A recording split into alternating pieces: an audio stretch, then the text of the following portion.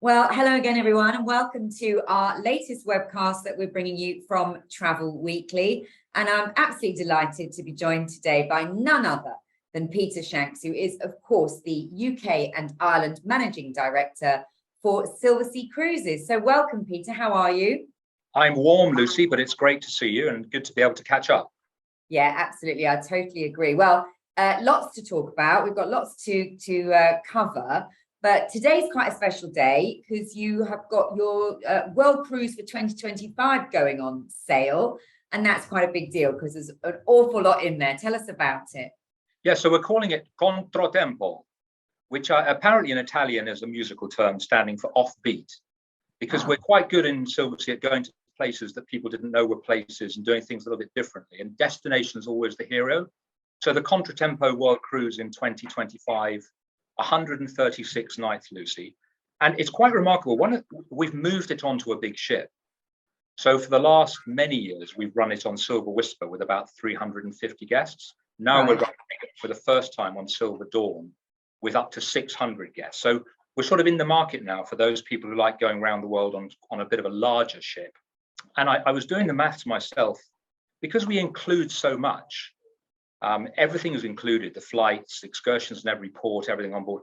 When you do the maths, actually, there's not much in it now between an ultra luxury experience and maybe an upper premium experience when going around the world. So we've had a brilliant reaction from our regulars who always support us. But the really pleasing thing is we're seeing people coming to us for the first time, which clearly is a great opportunity for our agent partners. But we're renowned for going around the world in style. And we were the only cruise line that actually went around the world in 2022. We made it. And we're well sold in 23, sold out in 24, and now we're on sale. So World Cruise is a brilliant thing to sell, obviously. Oh, my goodness. I mean, if an agent sells that, that is quite a hefty commission, I imagine. Absolutely right. We lead in at around about £70,000 a person. So it's a terrific booking to get under your hat, that's for sure. Yeah, and a good one to be looking ahead if people have got, if you've got a client base and there's anniversaries coming up or special birthdays or whatever. So a good one perhaps to look to plan ahead for. Yes, indeed. Yes. All right, good. Okay. Oh, that's exciting. So that goes on sale today. So have you sent agents lots of information or you'd be doing Yes, we did.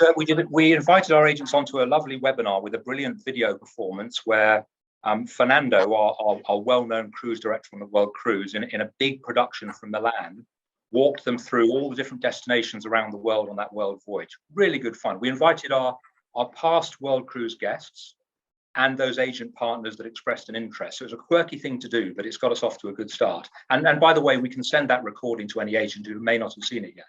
Okay, excellent. And I'm very much liking your Italian accent there that you came out with. So keep that up. Very good. All right. Now, also recently, Peter, you also unveiled your new 2024-25 voyage collection. That was just at the end of July. So tell us about that, because that also brings about lots more destinations as well into the program. Yeah, so unbelievably, we've now got 12 ships on sale, Silversea. It's mad. Which is remarkable. Having launched 3 ships over the last 2 years, we have Silver Nova launching next year. We have Silver Ray launching in 2025. And of course, we can chat about the recent edition of Silver Endeavour. But that all adds up to an additional 341 new itineraries we've put on sale for 24-25. And I looked at that. If you compare that to what we put on sale for 2020, it's 54% more itineraries on sale. So it's a magnificent program, the biggest ever, nearly 700 destinations. So even as we bring more ships into the fleet, we're maintaining that policy of it's all about the destination. We don't do track itineraries. We don't have cruises that go round and round the same itineraries week after week. Everyone's different. And one of the big attractions of that is combination cruises are seeing a really strong, probably 15 to 20% of our sales at the moment, Lucy, are for people buying and combining more than one sailing, which again, they want to be away for longer. And again, from a travel agent perspective, it's a much better value booking, value for the guest, but also better value in terms of the amount of commission you earn. But yeah, we managed to go to 120 countries, and we've managed to shoehorn in 60 new destinations in that 24/5 program. And I think the really good thing is we've all seen in the industry as cruises come back, really strong pent-up demand for the future. And now for us to be on sale through to spring 2025 just gives such an array of opportunities for those people who do want to book further out, be it the special, the bucket list, or just the regular sort of lovely voyage. Yes. Spring 25 is a great program to have on sale. Yeah, and of course, a lot of those destinations that have been out of bounds or not open for a few years, they should all be open, thriving again. And so I guess you've been able to put some of those more exotic, places into your itineraries. Yes.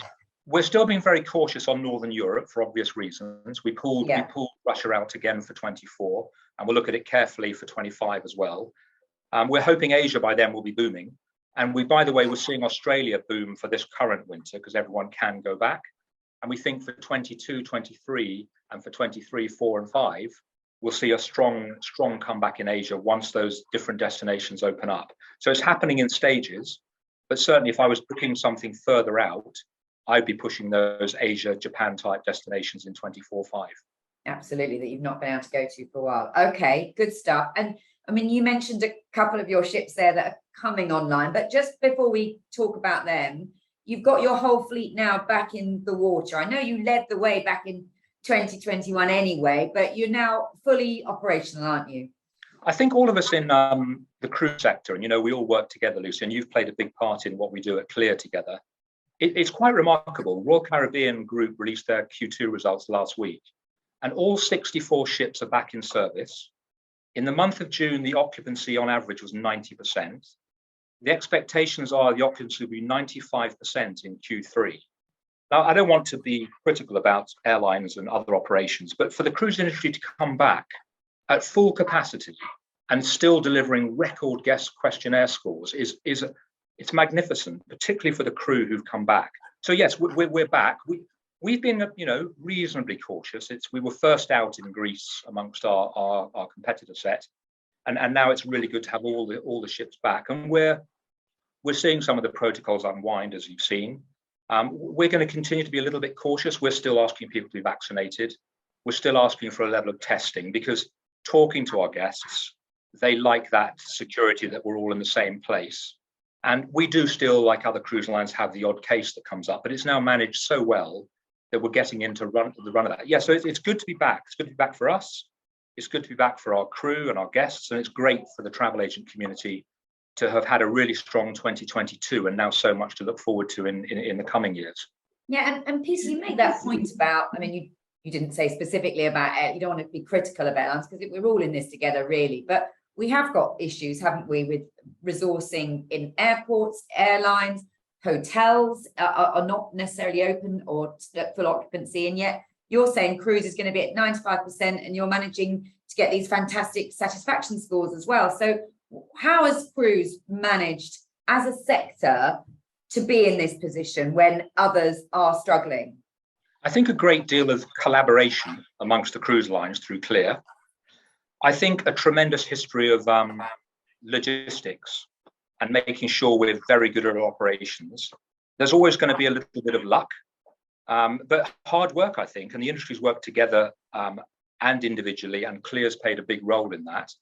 And we're not overconfident. We still have our challenges like everybody else.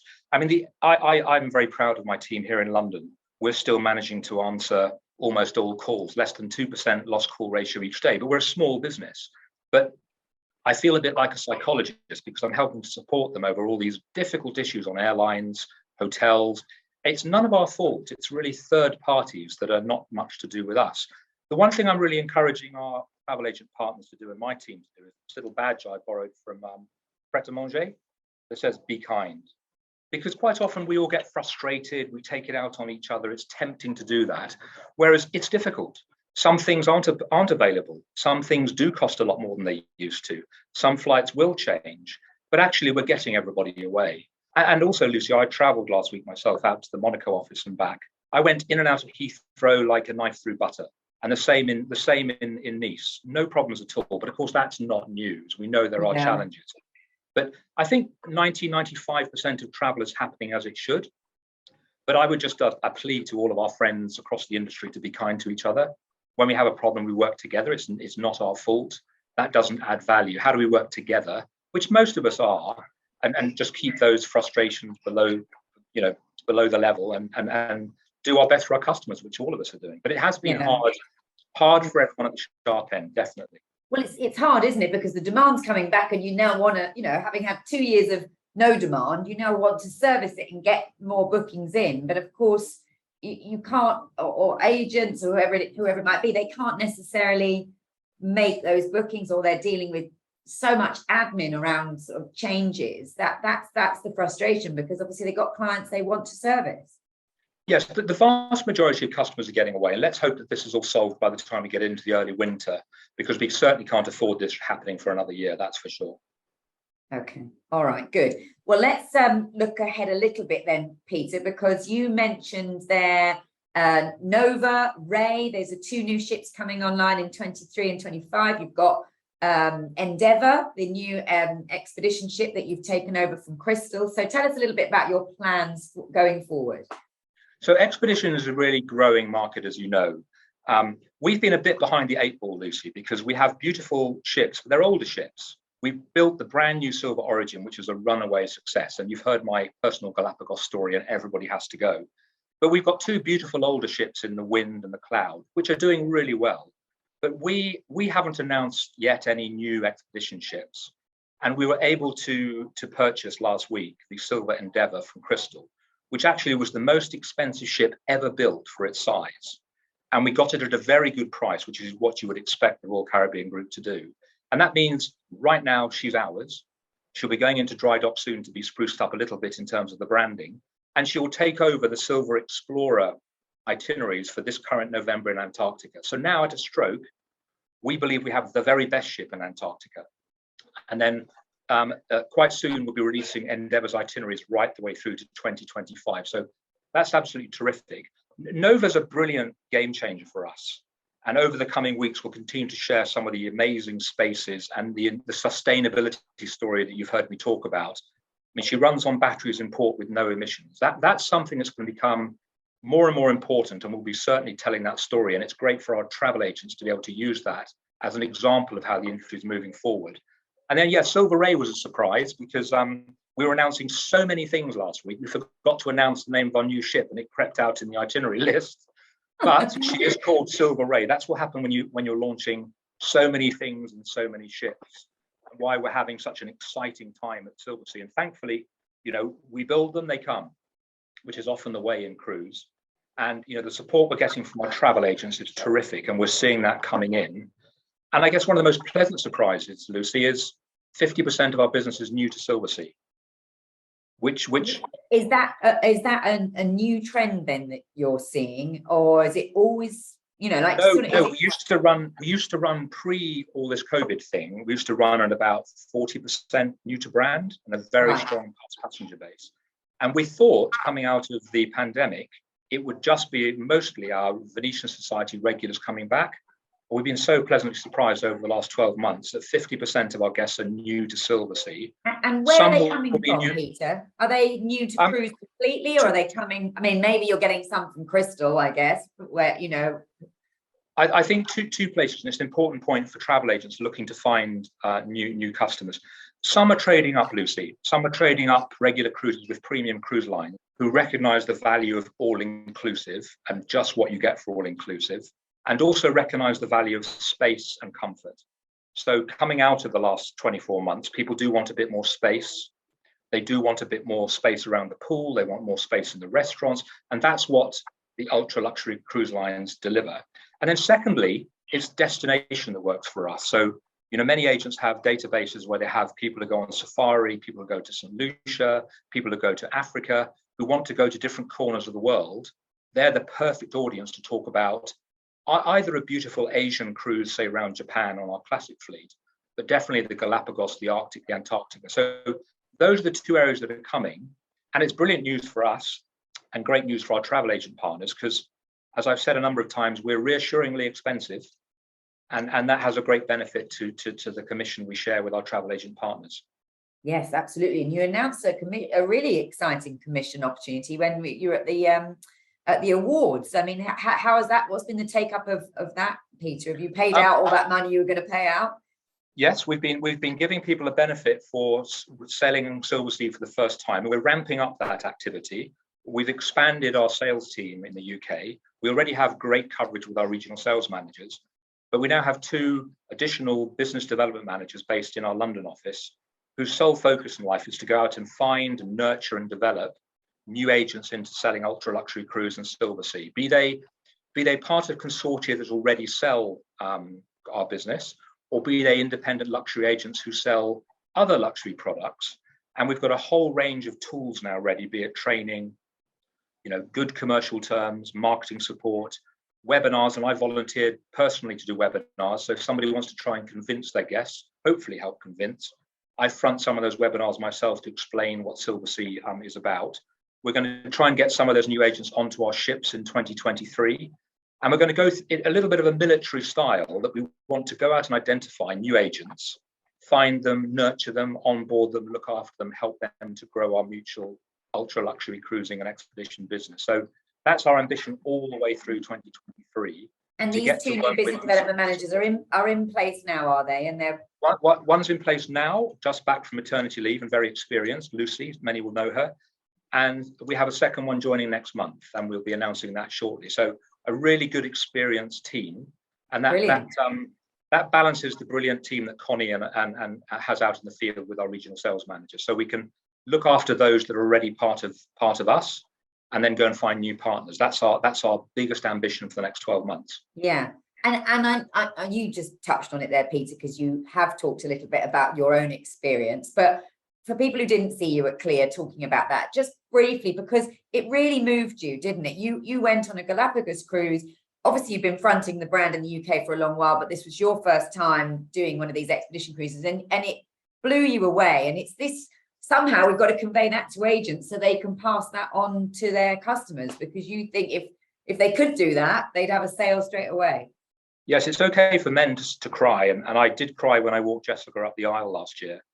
But on that long journey out to Quito with Leslie, and then the 2 nights in Quito, and having a test to make sure we were okay, and then jumping on a plane, arriving in San Cristobal, to be welcomed by our expedition team onto the Zodiac, surrounded by diving blue-footed boobies and sea lions, to arrive at the aft deck and the landing platform of Silver Origin, I cried all over again, I have to admit it. And then Leslie and I had 2 unbelievable weeks where pretty much every day, Lucy, we had a life-changing experience of nature, of geography, of volcanoes, with like-minded people on a beautiful ship. So, I'm now an ambassador for Silversea Galapagos, and I felt a bit of a fraud because I've been selling Silversea Expedition for 4 years. I've never been. Now I need to get down to Antarctica and do the same there. But it is just a bucket list, and everyone who has good value, good luxury customers should go. And yes, it did move me tremendously. It brought together, I guess, the miracle of how travel can be done sustainably, because we do everything to support Ecuador and Galapagos, and how these destinations can deliver these life-changing experiences, and it's good for everybody. Yeah. Expeditions are very, very special, but Galapagos in particular on Silver Origin I still hold my phone. I still, how sometimes they throw pictures up. I get boobies, I get all these animals appearing on my phone each day, and it brings me back to that incredible time. Yeah. Amazing. Well, of course, you did say, Peter, that I think 2020 was the year of the expedition. So what's going to be, I don't know, what's 2023 going to be? Have you got a prediction for us as we look ahead? I remember being told off by all those nasty big cruise lines at the time as well, but it certainly got the message across. I think cruise come back. The way that we and Andy Harmer, OBE, and the industry has worked together with government to give us a really good platform for cruise to maintain the growth we were seeing before we all got into this state is terrific. And we're certainly not complacent. We know that we have to keep really tight grip on the new world, but it's a fantastic product to sell. And we're very lucky at Silversea now to be part of the Royal Caribbean Group. And the magic of bringing together their innovation and expertise and our proven leadership, if you like, in ultra luxury, it has proved to be a brilliant recipe. All right. And do you think that, 12 ships and all these itineraries and things, that's a lot to sell, but are you still looking ahead? Do you think the Silversea will add even more capacity? Clearly, you were saying the demand is there. Well, in that last week, we announced, a new ship, new itineraries, a world cruise, and slipped out the name of our new ship without realizing it. We just have to be patient. We can't take on too much. But Yeah. certainly, Royal Caribbean invested in Silversea for the future, and that's what they're delivering, which is absolutely terrific. Yeah. All right. And as you say, fantastic opportunities for agents. They've got customers who, everyone's probably got customers on their database that would want these kind of products. Value is incredible, as you say. And of course, the commission earning opportunities are huge. So definitely worth everyone getting behind it. What's your final message to agents then, Peter? As they're coming out of this, they've got lots of pressures on them, but we are in this together and you're very supportive of them. Well, firstly, just be kind to each other. We're all going to be kind to each other. But secondly, come and join us. We are so keen to work. We love the partners we work with today, but we'd love to work with more. And that's our main ambition to, we're lucky enough to work in a really special sector, ultra luxury and expedition cruising. We have some fantastic competitors. It's a great sector to be in. We are certainly set to be the standout market leader. And we'd love more agents to come and work with us. And that's our ambition. Brilliant. All right. Well, if they are keen to do that, they can get in touch with you guys, your new business development directors, or Connie, who everybody knows, and her fantastic team. So we wish you all the best, Peter. You certainly have got your hands full. You've got a lot going on, but it's very exciting and it's lovely to be talking about such positive things again. Thank you very much, Lucy. Thanks. All right. See you soon.